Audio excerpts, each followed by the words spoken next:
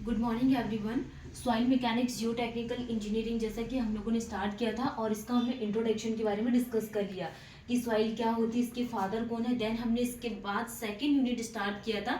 Second unit में हमने क्या देखी थी, इसकी प्रॉपर्टीज ऑफ सॉइल। तो प्रॉपर्टीज ऑफ सॉइल फाइनली हमारी कंप्लीट हो गई, जो बहुत इंपॉर्टेंट थी। हमारा फर्स्ट टॉपिक इसमें क्या कंप्लीट हो गया था, जिसमें हमने क्या वॉइड रेशियो के बारे में डिस्कस किया था, फेज डायग्राम के बारे में डिस्कस की, पोरोसिटी क्या होती। ठीक है, तो इसका हम यहाँ पे लास्ट में रिवीजन कर लेंगे कि एक्चुअल में वॉइड रेशियो पोरोसिटी होती क्या है शॉर्ट में हम। ठीक है, अब हम बात करने वाले हैं नेक्स्ट यहाँ पे इंडेक्स प्रॉपर्टी ऑफ सॉइल के लिए कि इंडेक्स प्रॉपर्टी में हमें क्या पढ़ना है।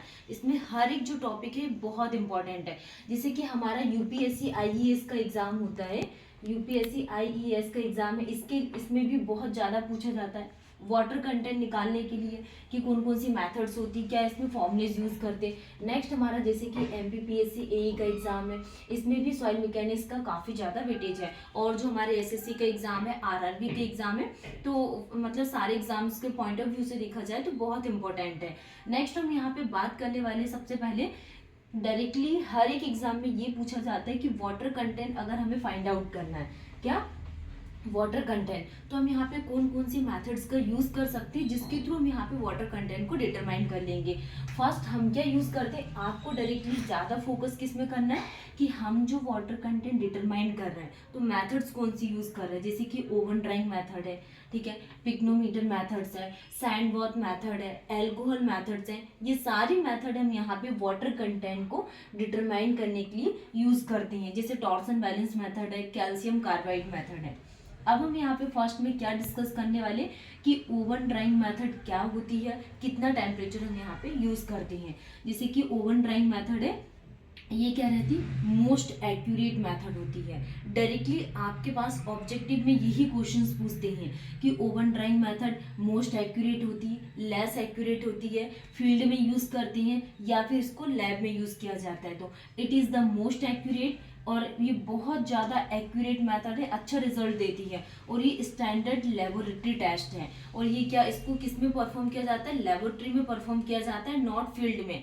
ठीक है, नेक्स्ट हम बात करने वाले हैं कि अगर हम यहाँ पे ओवन ड्राइंग मेथड का यूज़ कर रहे हैं तो इसमें जो सॉइल सैंपल हम यूज़ करते हैं तो उस सॉइल सैंपल के लिए हम यहाँ पे कितना टेम्परेचर रखते हैं एंड कितने आवर्स के लिए। तो soil sample is derived in control temperature 105 से 110 डिग्री सेल्सियस तक, वो भी 424 आवर्स के लिए। अगर हमने यहाँ पे सैंड यूज़ किया तो सैंड को कितने घंटे तक लेंगे हम यहाँ पे, 4 to 6 आवर। ऑर्गेनिक सॉइल के लिए कितना, 60 to 80 degree Celsius for 24 hours के लिए। तो ये क्या कहलाती है हमारी ओवन ड्राइंग मेथड। अब हम इसको लेबोरेटरी में परफॉर्म कर रहे हैं तो ये 110 डिग्री सेल्सियस जो हमारा टेम्परेचर रहेगा, water of crystallization will be lost. तो ये क्रिस्टल्स के फॉर्म में होगा और क्या हो जाएगा, ये लॉस्ट हो जाएगा। तो आपको क्या इन पॉइंट्स में ज़्यादा फोकस करना है कि मोस्ट एक्यूरेट रहती, टेम्परेचर कितना लिया जाता है एंड ऑर्गेनिक सॉइल यूज कर रहे हैं तो इसमें कितना डिग्री सेल्सियस हमारा टेम्परेचर रहेगा। ठीक है, नेक्स्ट हम बात करने वाले बहुत इंपॉर्टेंट, इसमें कौन कौन से वाटर्स का यूज करते हैं। जैसे फ्री वाटर हो गया, कैपिलरी वाटर हो गया, एडजॉर्ब वाटर हो गया। Adsorb water is remove except structural water. आपको सिर्फ एक पॉइंट मिस करना है, वो भी क्या, स्ट्रक्चरल वाटर इसमें ऐड नहीं किया जाता है। ओनली 3 वाटर रहती हैं, फ्री, कैपिलरी और एडजॉर्ब। क्या स्ट्रक्चरल वाटर इसमें यूज नहीं करती हैं। तो ये हमारी ओवन ड्राइंग मेथड कंप्लीट होती है। नेक्स्ट मेथड के बारे में अगर हम डिस्कस करें कि पिक्नोमीटर मेथड क्या होती है, तो पिक्नोमीटर मेथड क्या होती है, जनरली हम इसमें वॉल्यूम लेते हैं कितना, 1000 ml, 1000 ml का हम यहाँ पे वॉल्यूम को यूज करते हैं। और इसमें क्या रहता है, एक कॉनिकल क्या रहती है, ब्रास टिप रहती है और जिसका डाया कितने का रहता है, 6 mm का हम क्या यूज करते हैं, डाया यूज करती हैं। ठीक है, पिक्नोमीटर मेथड में इसके हम फॉर्मूले के बारे में डिस्कस करेंगे। पिक्नोमीटर मेथड में एक्चुअल में जो क्वेश्चंस बनता है यहाँ पे न्यूमेरिकल ज्यादा फ्रेम होती हैं।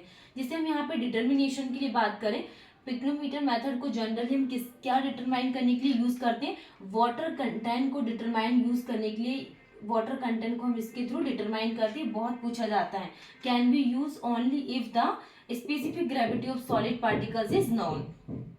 मोर सुटेबल है किसके लिए, कोहेजन लेस सॉइल के लिए। कोहेजन लेस सॉइल का मतलब क्या होता है, जैसे कि ग्रेवल होते हैं, सैंड होते हैं, इसके लिए इसको ज्यादा यूज किया जाता है as the removal of entrapped air from cohesive soil is different. Cohesive soil का मतलब क्या होता है, छोटे पार्टिकल जैसे कि सिल्ट हो गया, क्ले हो गया, ये ज्यादा सुटेबल है बड़े साइज के पार्टिकल्स के लिए। और W3 can not be measured accurately, W3 को हम यहाँ पे मेजर नहीं कर सकते। तो ये मेथड होगी हमारी क्या, पिक्नोमीटर मेथड।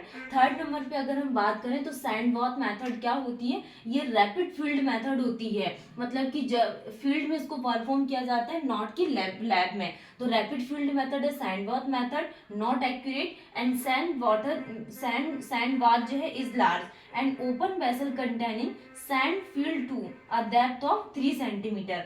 और हमारे पास जो भी कंटेनर रहेंगे उसमें हम जो सैंड को फिल करेंगे वो कितने, 3 सेंटीमीटर हाइट तक हम इसमें सैंड को फिल करते हैं। तो आपको जो वर्ड ज्यादा फोकस करना है सिर्फ यही पूछा जाता है कि सैंड बॉथ मेथड किसके लिए यूज किया जाता है, वाटर कंटेंट को डिटरमाइन करने के लिए। नेक्स्ट ये रैपिड फील्ड मेथड होती है। सैंड बॉथ मेथड क्या, लार्ज मतलब रिजल्ट वगैरह आती है, ज्यादा यही पूछेंगे आपके। रैपिड होती है, मोर एक्यूरेट होती है, लेस एक्यूरेट होती है।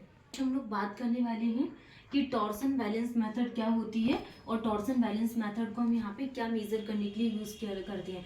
तो जनरली हम जो टॉर्सन बैलेंस मेथड का यूज करते हैं, ये क्या रहती है, यूजफुल रहती है rapid and accurate determination of water content.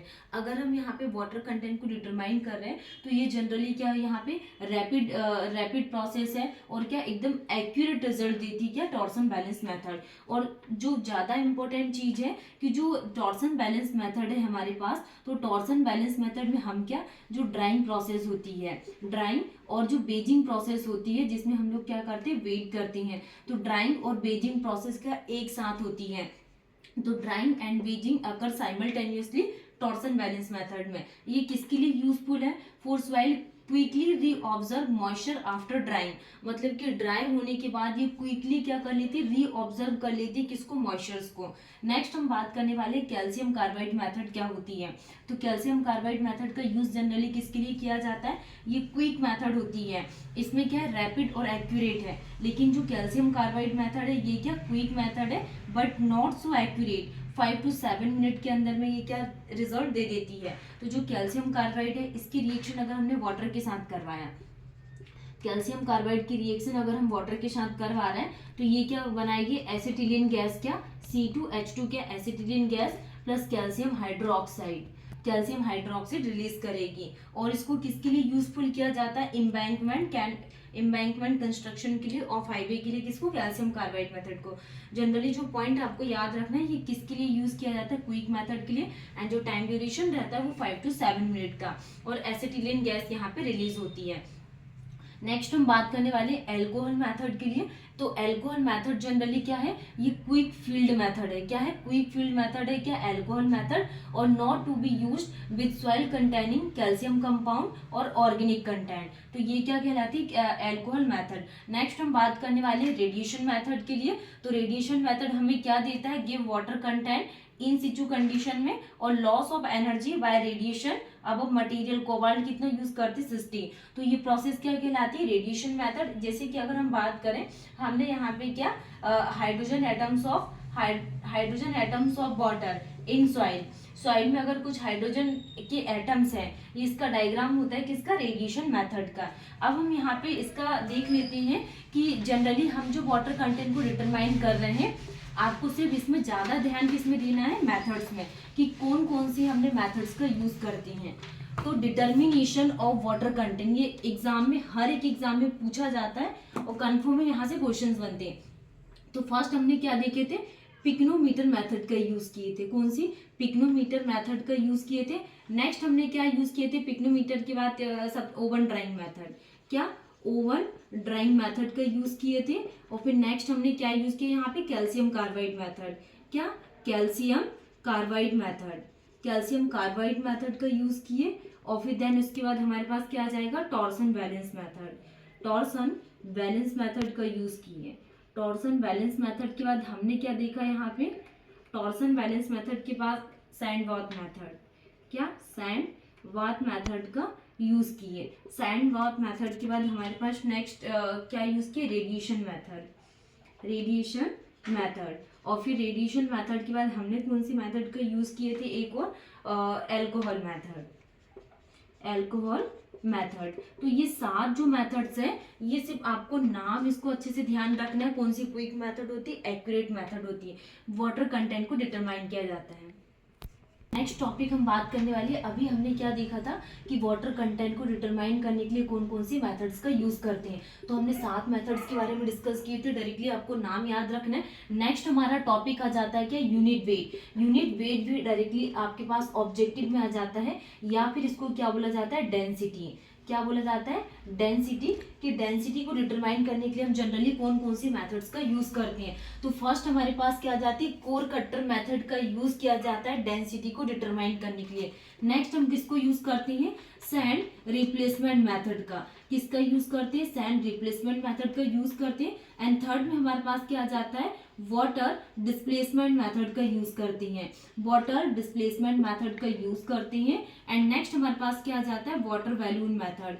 Water balloon method का यूज करते हैं। एंड वाटर बैलून मेथड के बाद हमारे पास आ जाती है क्या, रेडिएशन मेथड। रेडिएशन मेथड सब इंजीनियर के एग्जाम में 2022 में ये पूछा हुआ था कि डेंसिटी या फिर यूनिट वेट को डिटरमाइन करने के लिए हम यहाँ पे कौन सी मेथड्स का यूज करते हैं। तो ऑप्शंस, अदर ऑप्शंस थे, वाटर बैलून मेथड था, रेडिएशन मेथड्स का। अब हम इसका यहाँ पे डिटेल्स में कि जैसे कोर कटर मेथड है, इसको कौन सी सॉइल के लिए यूज करते हैं देखते हैं। लोग बात करने वाले हैं, नेक्स्ट हम लोग यहाँ पे बात करने वाले हैं किसके लिए, डेंसिटी और यूनिट वेट को डिटरमाइन करने के लिए हम यहाँ पे बात करें तो मेथड्स के बारे में डिस्कस किया था कि हमने यहाँ पे ये 5 टाइप्स के सॉइल का यूज किए थे। अब हम यहाँ पे डिटेल्स में इसका डिस्कशन देखेंगे कि कोर कटर मेथड का एक्चुअल हम यहाँ पे यूज किस लिए करते हैं, किस तरीके की सॉइल का यूज करते हैं। सैंड रिप्लेसमेंट मेथड को हम यूज कर रहे हैं जनरली, ठीक है।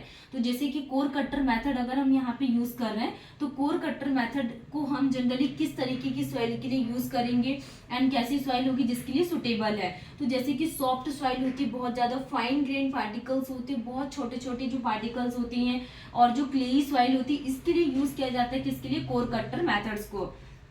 नेक्स्ट ही किसके लिए सुटेबल नहीं है, जैसे stony Gravely soil and dry soil के लिए। बड़े साइज के जो पार्टिकल्स रहते हैं, जैसे ग्रेवल्स रहते हैं, पत्थर्स रहते हैं, और जैसे ड्राई सॉइल है उनके लिए हम यूज नहीं करते। जनरली जो सॉफ्ट रहती, फाइन रहती, उसके लिए इसका यूज किया जाता है। एंड इसमें इसका जो डाया यूज करते हैं, ये 10 सेंटीमीटर का हम यहाँ पे डाया यूज करते हैं। एंड जिसके लिए जो हाइट रखते हैं हम यहाँ पे, तो हाइट कितनी, 13 सेंटीमीटर की हाइट आ जाती है। एंड इसका ये जो वॉल्यूम रहता है, ये कितने का हम वॉल्यूम यूज करते हैं, 1000 सेंटीमीटर क्यूब का हम यहाँ पे वॉल्यूम यूज करती हैं कोर कटर मेथड में। जनरली आपसे यही पॉइंट पूछा जाता है किस तरीके की सॉइल्स के लिए हम यूज करते हैं एंड किस तरीके की सॉइल के लिए सुटेबल नहीं है।